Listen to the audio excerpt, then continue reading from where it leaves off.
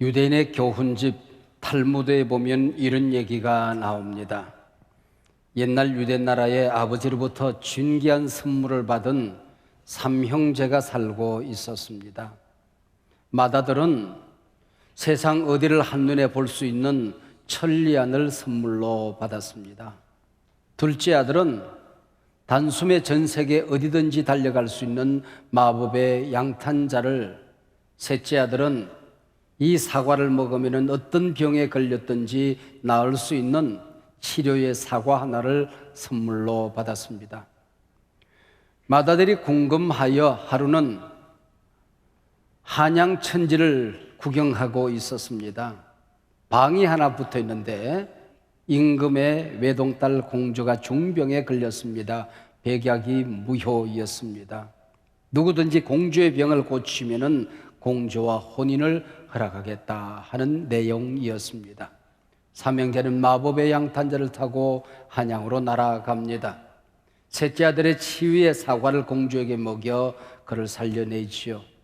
임금은 약속대로 이 형제 중 한 사람을 선택해서 결혼을 해야 되겠는데 누구를 선택할까? 아무래도 이 소식을 먼저 접한 것은 맏아들이니 선점한 맏아들을 선택을 해야 되는가? 아니면은 맏아들이 이 사실을 알았다고 할지라도 마법의 양탄자가 없으면 오는 도중에 공주는 죽고 말았을 것인데, 그리고 이 치료의 사과가 없었다고 한다면은 공주를 살릴 수 없었던 것도 사실이니 고민에 빠졌습니다. 그러다가 임금은 막내 셋째 아들을 사위감으로 선택을 했습니다. 그리고 형제들을 격려합니다. 우리 맏형이 이 소식을 발견한 것 사실이지만은 천리안이 그대로 남아있지 않소. 그리고 마법의 양탄자를 타고 신속하게 날아와 주어서 너무나도 감사하오. 그러나 마법의 양탄자 또한 그대에게 그대로 남아있지 않소. 그러나 셋째는 하나밖에 없는 이 치료의 사과를 공주를 위해 온전히 내어놓았으니 가진 것이 없습니다. 이제는 공주가 치료의 사과가 되어서 이 셋째와 함께 살 수밖에 없습니다 하는 내용이었습니다. 탈무드가 가르쳐주는 교훈이 있는 거지요. 하나님의 자녀들은 하나님의 마음을 신속히 헤아리는 것 너무나도 소중한 일입니다. 그때마다 하나님 앞에 달려나아가는 건 너무나도 귀한 일이죠. 그러나 모든 것을 하나님 앞에 생명을 걸고 그분 앞에 나를 헌신하는 것, 이게 귀한 일이다 하는 거죠. 하나님의 자녀가 되었다고 하는 것은 하나님에게 내 인생을 걸고 살아가는 것입니다. 그래서 오늘 설교 제목이 하나님께 내 인생을 건다, 하나님께 내 인생을 건다 라고 잡았습니다. 성경에서 큰 기적을 본 사람들의 공통점이 있습니다. 하나님을 100% 온전히 믿고 신뢰한 사람들입니다. 그리고 하나님께 모든 것을 걸었던 사람들, 하나님 앞에 모든 것을 내어놓았던 사람들입니다. 오병이어의 기적은 한 어린아이가 바친 도시락 하나로 5,000명을 먹이는 기적을 일으킨 사건이지요. 이 철없는 어린아이가 자신의 고픈 배를 참아냅니다. 도시락을 나눠준 것이 아닙니다. 온전히 주님께 바쳤습니다. 이것이 기적의 씨앗이 되었던 것이지요. 어느 날 예수님께서 성전 입구에 서서 사람들이 봉헌하는 장면을 보고 계셨습니다. 부자들이 큰 봉헌의 예물을 올려드렸습니다. 너무나도 귀한 일이었습니다. 그러나 한 과부는 자기의 전 재산, 동전 한두 잎을 봉헌했습니다. 근데 예수님은 이 과부를 칭찬합니다. 모든 것을 내어놓았다 칭찬했던 것이지요. 하나님 말씀하십니다. 나는 너에게 독생자를 걸었다. 너를 얻기 위해서. 너는 나를 얻고 너의 무엇을 걸겠느냐. 하나님은 언제나 절대 신앙, 절대 신뢰, 절대 감사, 이런 절대적인 신앙을 가진 사람을 오늘도 찾으시는 것입니다. 사악한 아합 왕 때에 엘리야는 이 땅에서 내 말이 없으면 비가 내리지 않을 것이다 예언하고 그리 시냇가로 숨어듭니다. 까마귀가 물어다 주는 떡을 먹고 한두 방울 남은 물로 목을 축였습니다. 그나마 그리 시냇가가 바짝 말라버렸습니다. 하나님은 엘리야를 이방 땅 사르밧으로 보냅니다. 그게 숨기는 부자가 있나? 근데 엘리야는 마지막 한 움큼 가루로 떡을 만들어 먹고 이제는 굶어 죽을 수밖에 없는 한 과부와 어린아이가 있는 집으로 안내를 받습니다. 여기서 엘리야는 이 과부에게 절대 헌신을 요구합니다. 그 마지막 남은 한 움큼의 가루와 몇 방울의 기름으로 떡을 만들어 먼저 내게로 가져오라.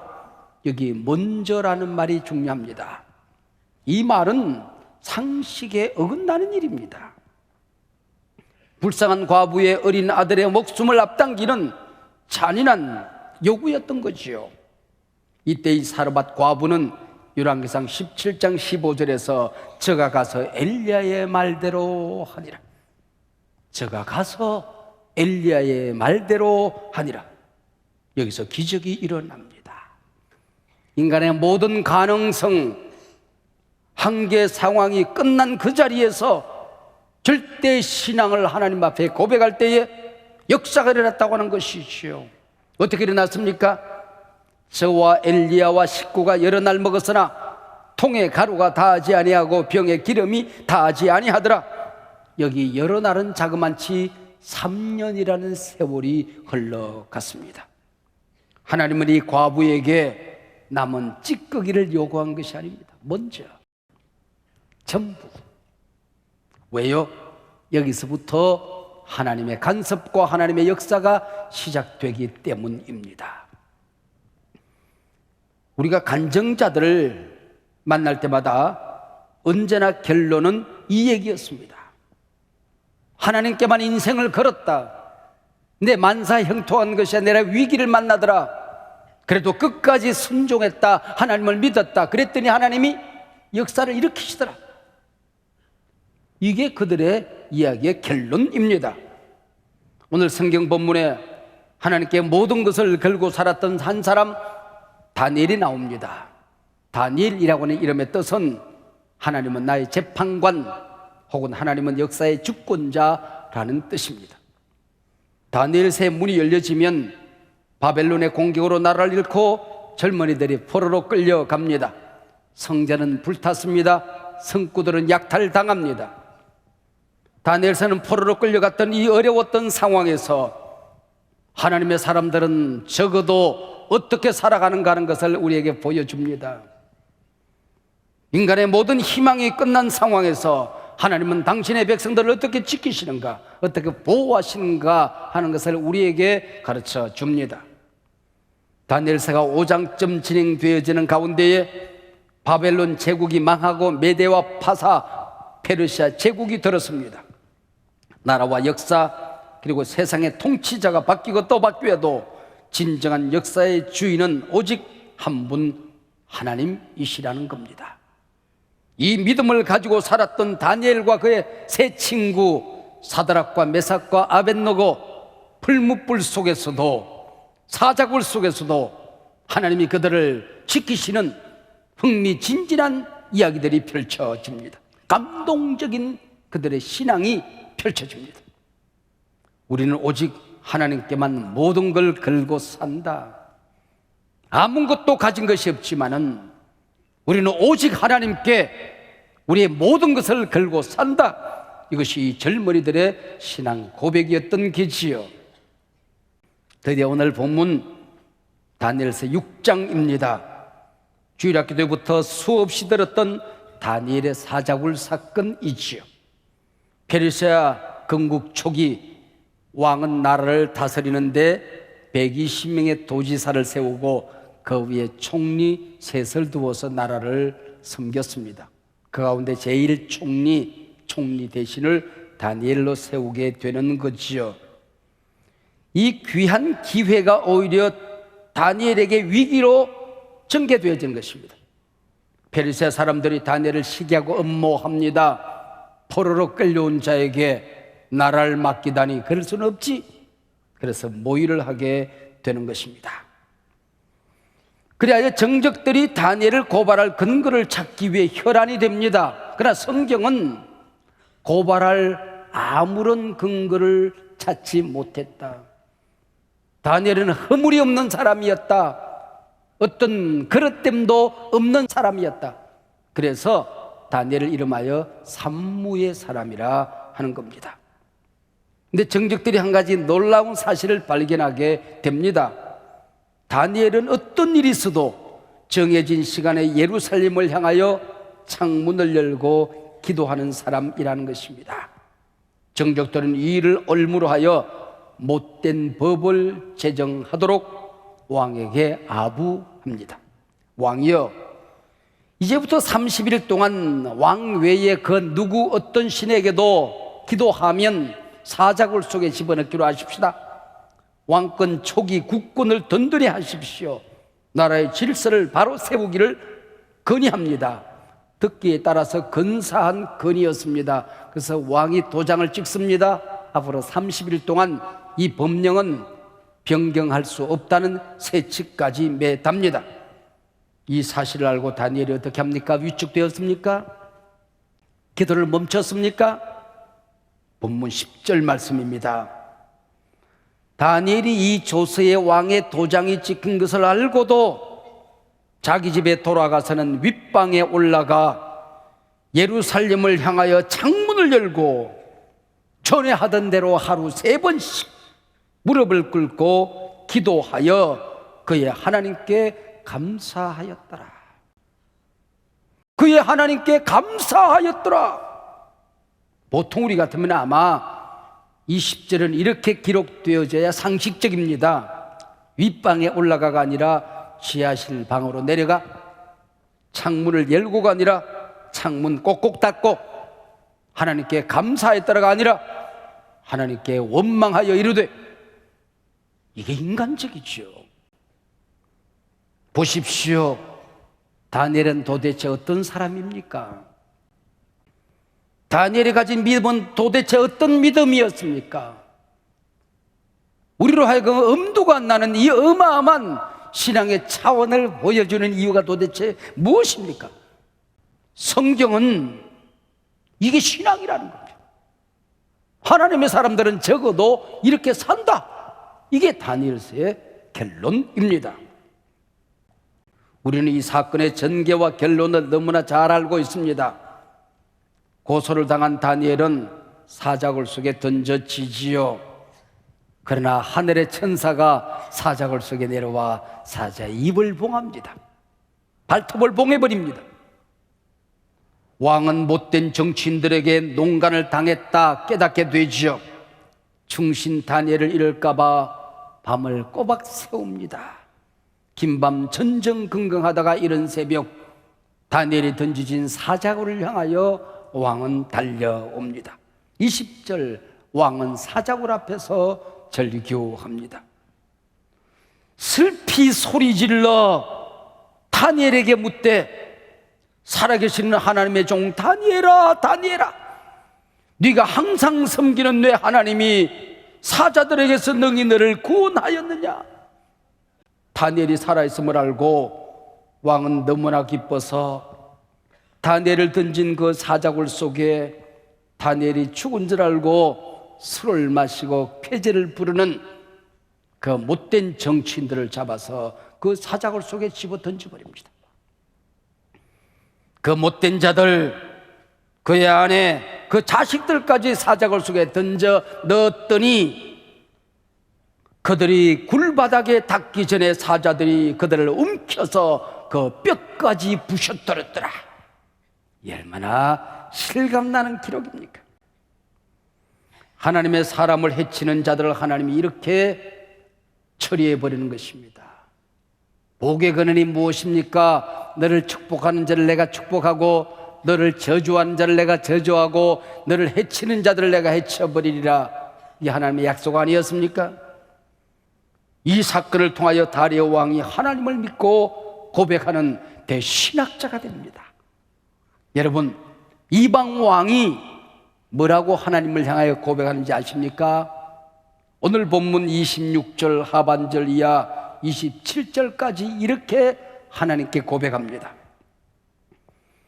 그는 살아계시는 하나님이시요 영원히 변하지 않으실 이시며 그의 나라는 멸망하지 아니할 것이요 그의 권세는 무궁할 것이며 그는 구원도 하시며 건져내시도 하시며 하늘에서든지 땅에서든지 이적과 기사를 행하시는 이로써 다니엘을 구원하여 사자의 입에서 벗어나게 하셨음이라 하였더라. 할렐루야. 이 고백은 장로의 신학대학교 총장이 고백한 게 아닙니다. 총회장의 고백이 아닙니다. 이방왕의 고백입니다. 다니엘이 하나님을 어떻게 믿는지, 그의 아름다운 품성에 감동을 받은 그 영향력이 이방왕으로 하여금 하나님에 대한 이런 고백을 하게 만들었던 것입니다. 사랑하는 여러분, 우리가 걸어가는 인생길 신앙 여정 얼마나 많은 걸림돌들이 있었습니까? 때로 우리를 모함하는 함정과 음모들은 없었습니까? 사자굴 속에 던져지는 것처럼 죽음의 위기를 만나지는 않았습니까? 이 험한 세상에서 어떻게 다니엘처럼 우리의 믿음을 지키고 순결을 지켜갈 수 있을까요?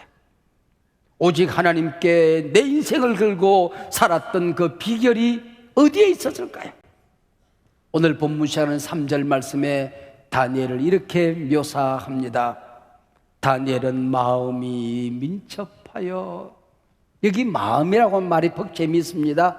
창세기 1장 2절에 하나님의 영은, 그랬을 때 영이란 말이 루아흐인데 마음과 같은 말입니다. 성령이 그런 얘기입니다. 무슨 얘기일까요? 다니엘은 성령에 민감한 사람이었습니다. 성령 충만한 사람이었습니다. 머리끝부터 발끝까지 성령으로 충만한 사람이었습니다.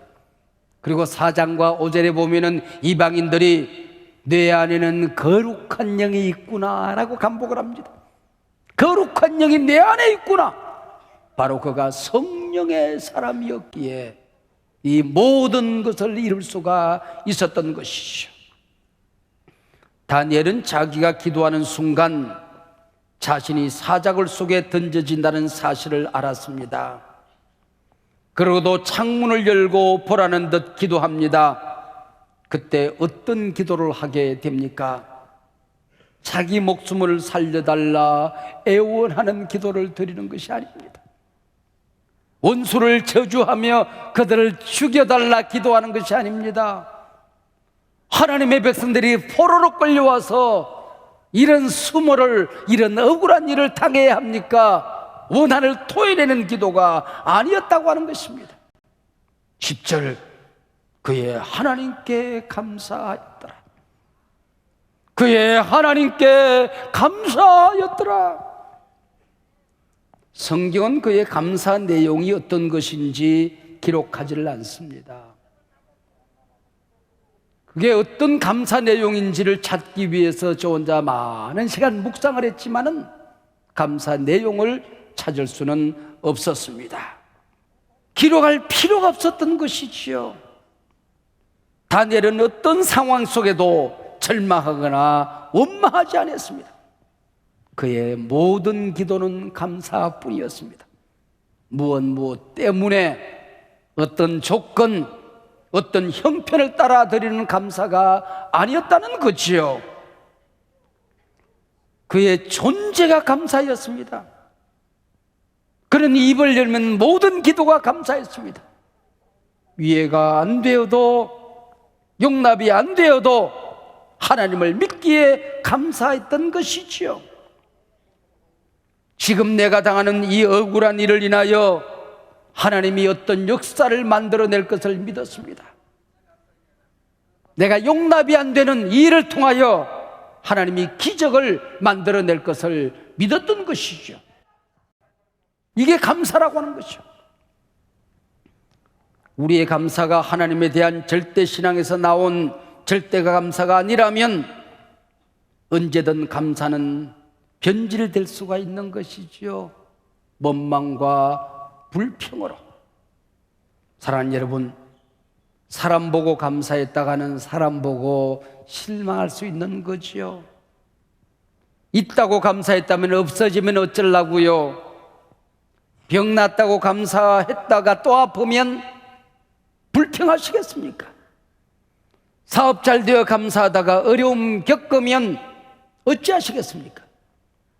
다니엘은 이 조서가 누구 때문에, 무엇 때문에 꾸며진 조서인 줄을 알았습니다. 그럼에도 불구하고 하나님께 무릎 꿇어 감사합니다. 이 감사는 목숨을 건 감사였습니다. 그 기도의 내용은 당연히 원수에 대한 원망이어야 이게 우리가 이해가 됨직합니다. 포로 민족의 원한을 토해내야 인간적이지요. 그런데 감사합니다. 죽을 줄 뻔히 알고 감사합니다. 있다 없다 얻었다 잃었다 준 거냐 사느냐의 문제가 아니었다는 것입니다. 자기에겐 이 음모를 이길 힘이 전혀 없었습니다. 그럼에도 불구하고 다니엘은 온 세상을 향하여 선언하는 것입니다. 내게는 너희들이 알지 못하는 하나님이 계신다. 그분은 살아 계신다. 역사의 주인은 그분이시다. 그분이 나를 사랑하신다. 그 안에서 이 모든 일은 그분의 뜻대로 이루어진다. 할렐루야. 그래서 감사할 수 있었던 것이요. 오늘 우리의 문제는 너무나 많은 것을 가졌음에도 불구하고 더 가지지 못하는 사이에 감사를 잃어버렸습니다. 걸핏하면 불평이요 원망입니다. 하나님께 모든 인생을 걸고 사는 것이 아니라 나의 조건, 형편을 채우기 위해 하나님의 도움이 필요할 뿐입니다. 다니엘서는 그건 신앙이 아니라 기복이라고 말합니다. 어떤 집사님 한 분이 신앙생활하는데 남다르게 행복해 하더랍니다. 걱정이 없었습니다. 오랫동안 부부가 함께 살면서 한 번도 부부싸움을 하지 않았대요. 목사님이 이 집사님을 만난 자리에서 난 목사지만 도무지 집사님처럼 살 자신이 없습니다. 어떻게 그렇게 부부싸움 한 번 없이 행복하게 살 수 있습니까? 그랬더니 결혼하면서 두 사람이 약속을 했대요.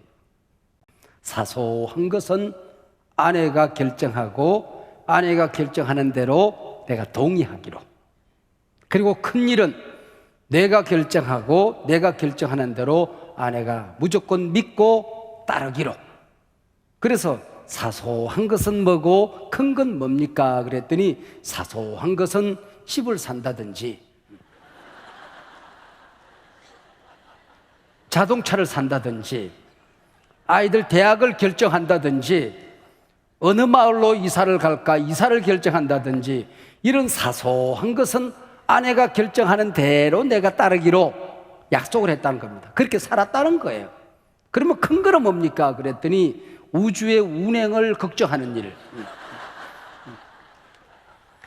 남북 통일을 걱정하는 일, 인류 평화를 염려하는 일, 이런 큰 일들은 내가 결정하는 대로 아내가 따르기로 했다 하는 얘기입니다.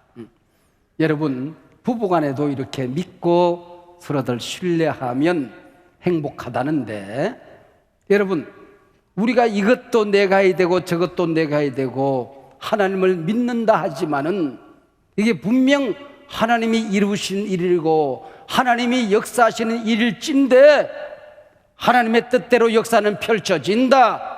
하나님의 손에서 내 문제는 해결되어진다. 하나님이 나를 사랑한다. 역사의 주인은 하나님이시다. 내 인생 주인 하나님이시다. 적어도 이것을 믿고 살면 평안하다는 거지요. 다니엘은 맹수 사자굴에 던져졌지만은 천사가 거기 임하니까 거기가 천사의 집이 된 것입니다. 여러분을 두렵게 하는 사자굴이 무엇입니까? 그게 성령님이 임하시게 되면은 그게 천국이 되고 하나님의 집이 될 줄로 믿습니다. 무조건 믿고 감사했더니 사자의 입을 봉해버렸습니다. 발톱을 봉해버렸습니다. 삼킬 듯이 여러분에게 덤비드는 사자는 무엇이며 사자의 이빨은 무엇이며 여러분을 찢을 듯이 덤비는 사자의 발톱은 무엇입니까? 여러분, 환란의 입은 닫혀지고 시련의 발톱이 여러분을 찢지 못할 것입니다. 믿으시기를 바랍니다. 하나님 말씀하십니다. 나는 너를 얻기 위해서 독생자를 내어놓았다. 독생자를 걸었다. 그렇다면 내가 무엇을 아끼랴? 나를 믿고 함께 감사하며 행복하게 평안히 살자구나.